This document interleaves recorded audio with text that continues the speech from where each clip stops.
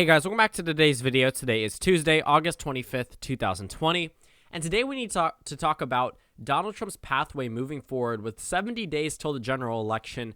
I think Donald Trump's best pathway is by playing defense. Donald Trump has shown us that he is a very strong campaigner. In 2016, he did very well in a number of states. Now, looking at the overall electoral map, it's not too good for him. He's down 9% on the national average, and looking at a number of swing states, he's down 8 in Michigan, 6.4 in Pennsylvania, and 7 in Wisconsin, not to mention being down 4.8% in Arizona, a state that went to him by 4% in 2016, and Florida, 29 electoral votes that has Biden up by 6%. So, the states that Donald Trump actually has a pretty strong hold on are the states that he carried by very solid margins in 2016. I don't think that's a surprise to anyone. But there are some new swing states that have jumped into the match that have really made this map very difficult for Donald Trump to even expand on his 2016 margin. You see, the thing about 2016 was that Donald Trump pretty much hit his peak. The only state that realistically, or the only two states Trump could win over this time around are Minnesota and New Hampshire. I pretty much would say that Nevada is further leftward than Minnesota and New Hampshire, and that Donald Trump probably isn't going to carry it, even in a scenario where he does very well on the Electoral College. And even then, looking at this electoral map, Joe Biden starts off with an advantage. But Donald Trump, we can start to see, is starting to spend money in areas he really shouldn't be.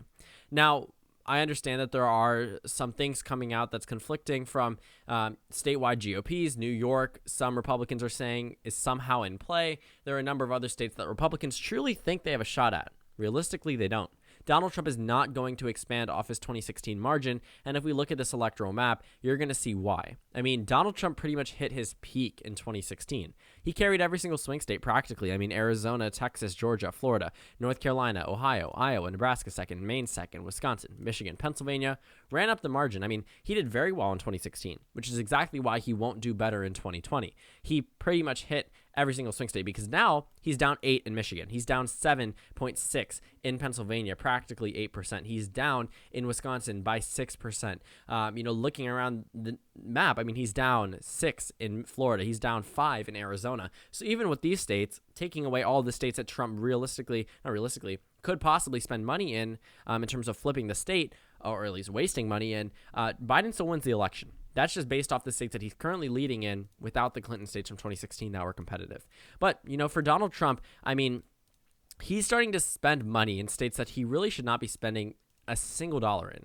I understand that there's an idea that Republicans want some states to be competitive, but realistically, we're working with a very unpopular president. The entire electoral map is going to be dominated by Biden blue if Trump continues at this rate. I mean, he's down 9% nationwide. You cannot win an election if you're down 9% on election day. That is factual. Trump was only down 3% and ended up only losing the popular vote by 2%. If this match is even anywhere similar to what 2016 was, meaning a 1-point swing in favor of President Trump, Biden still wins the popular vote by 8%. The last person to even come close to that was Obama in 2008. It was not even 8%.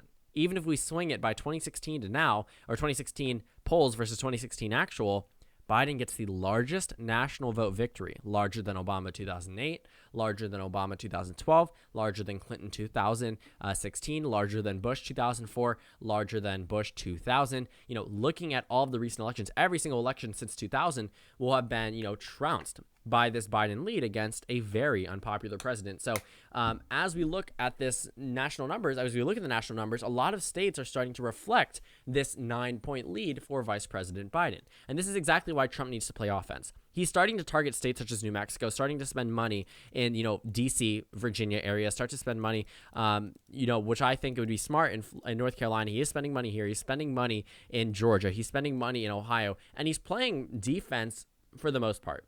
But he's not spending the money in certain offensive states, mainly because he knows he's going to lose them. For Michigan, I understand he's talking about the idea of rebranding, and they have money that's allocated for Michigan, but it doesn't have to go to Michigan. There's nothing in the federal finance laws that say Trump needs to spend that $11 million that's poised to be released in September in Michigan. And he's down 8% in Michigan. He's down 9% nationwide. So it's only about a 1-point difference between the national average versus the actual vote in the state, which means as long as Biden leads nationwide, he leads in Michigan. And that could very well change, but that's what we've seen consistently throughout the campaign season. And that makes sense. Clinton won by 2%. She lost here by less than a percentage. So it was a roughly 2-3%, means, possibly the electorate changed a little bit more in favor of the Democrats, but that's exactly what we saw in 2016. Clinton's all of a sudden narrowing up in this state, narrowed up Michigan in the polling data as well. It also narrowed up Pennsylvania, and Wisconsin didn't have too much data in the state. But looking at 2016, we saw as soon as Hillary Clinton's numbers narrowed up in late October and early November, these Rust Belt states narrowed up as well. And if Joe Biden doesn't see that, he very well could win the Rust Belt easily. So Trump needs to focus on, even though he's given up Michigan practically. We could see a couple of ad spend here. Internet spending is definitely different than TV ad spending. But during the DNC, he didn't even spend money in Pennsylvania. So let's take that out of the question for a second. Trump is spending money in New Mexico. He's considering spending money in a number of other states, and we're starting to see him play defense. But it's not just here that he needs to play defense. I think the Trump campaign is overestimating their support. While it's smart to spend money in Iowa and Ohio and Georgia, they need to spend a lot more money in Texas. They need to spend money in Arizona. They need to spend money in Florida because these are big electoral prizes. And, with them not spending any money in Michigan or Pennsylvania during the week of the DNC on any television ad spending in local markets, that is very significant. That was the entire week that the entire, at least Democratic Party and some independents were glued to their TV screens watching the DNC. And Trump refused to run an ad that wasn't a nationwide ad on a TV station in these two states. He ran them in Wisconsin. And he also ran them in Ohio. He ran them in Iowa. He ran them in Georgia. And he spent money in Texas as well. But we aren't seeing Trump spend money in the smartest places. We're starting to see Republicans try to involve themselves in New Mexico, try to involve themselves in Virginia. Trump recently spent money in the District of Columbia, literally a part that he didn't even get above single digits in terms of vote share in 2016. The only state, not only state, well, soon to be state if Biden wins, but only electoral presence, I guess, voting group that didn't give a single candidate double digits. Every single state did. At least, Democrat, Republican, whatever. Joe Biden or Hillary Clinton and Donald Trump both got double digits in terms of their vote share. In 2016, Donald Trump did not hit double digits in D.C. And no Republican has ever won D.C. It's the only voting body that hasn't voted different than the Democratic Party. But for Trump to not spend money in Michigan and Pennsylvania during the DNC, and for him to have already withdrew ads in Michigan weeks before that, we're starting to see a trend that Trump is acknowledging his defeat in some of these states. And as much as he'd like to be competitive in New Mexico, he needs the money in Wisconsin.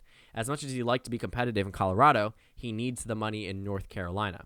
As much as he'd like to be competitive in Nevada, he needs the money in Georgia. He needs it in Texas. He needs it in Florida. He needs it in Arizona. Guess what? Even with, my addition of Colorado, New Mexico, and Nevada to the fray, Trump still loses. And spoiler alert, Trump isn't winning Colorado. He's not winning New Mexico. He's not winning Nevada. He's not winning New Hampshire. No amount of money is going to change that because the Democrats will match that and do more.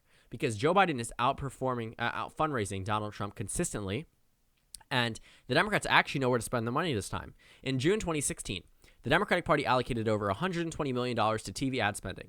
You know what was left out of that? Wisconsin and Michigan. Pennsylvania was included. That's where the DNC was. But Wisconsin and Michigan were not included. You can guarantee it the Democrats are going to be matching and doing much better than Donald Trump in those states in terms of spending money. But not just here. The fact that Trump is even trying to make a play for New Mexico, a state he lost by 8% in a year that the entire country moved to the right, or the fact that he's spending money in D.C., which I understand Virginia suburbs, but Virginia's a lost cause as well. I don't see a possibility for Trump to carry Virginia by any means. Even in a best-case scenario, he's not carrying Virginia. And he really does need to play defense because in 2016, Texas was a 9-point margin. It's reduced down to what? 0.9%? Let's go ahead and see. Actually, we have the numbers in front of us. No need to speculate. Exactly 1%. That's an 8-point swing from 2016.